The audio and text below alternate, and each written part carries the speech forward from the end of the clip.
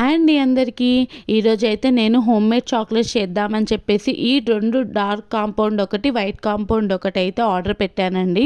ఇవి చాలా టేస్టీగా, యమ్మీగా ఇంట్లోనే హోమ్మేడ్ చాక్లెట్స్ చేసుకోవడానికైతే మనకి హెల్ప్ అవుతాయి. అయితే ఈ చాక్లెట్స్ అయితే నేను పాప బర్త్డేకి, బాబు బర్త్డేకి కూడా నేను చేశానండి. చాలా బాగా వచ్చాయి.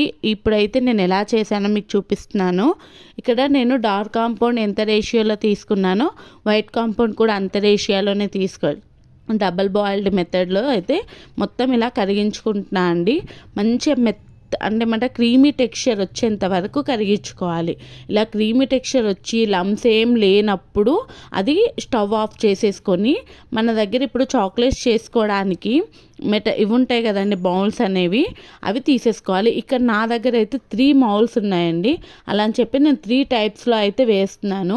మొత్తం ఒకసారి వేసుకున్న తర్వాత ఇలా మొత్తం స్ప్రెడ్ చేసేసుకోవాలి. స్ప్రెడ్ చేసేసుకొని అక్కడక్కడ తగులుతుంటాయి కదా అని చెప్పి బాదం పలుకులు వేస్తున్నాను. మీకు ఒకవేళ బాదం లేకపోతే రోస్టెడ్ పల్లి కూడా వేసుకోవచ్చు. ఒక హాఫ్ అన్ అవర్ పాటు ఇలా ఫ్రిడ్జ్లో పెట్టేసిన తర్వాత తీసేస్తే మనకి మౌల్లో నుంచి చాలా ఈజీగా వస్తాయండి. చాలా టేస్టీగా కూడా ఉంటాయి. చూడండి ఎంత ఈజీగా కూడా వస్తున్నాయి కదా. మన పిల్లలకి మన చేతులతో పాటు చేసిస్తే ఆ ఒక సాటిస్ఫాక్షన్ అయితే వేరే లెవెల్లో ఉంటుందండి.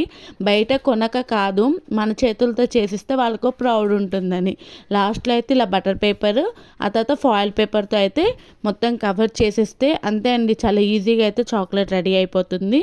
నచ్చితే ఒక్క లైక్ చేసేసుకోండి. అలానే మన ఛానల్ని సబ్స్క్రైబ్ చేసేసుకోండి. ప్రీవియస్ వీడియోస్ ఏమైనా చూడకపోతే చూసేసేయండి.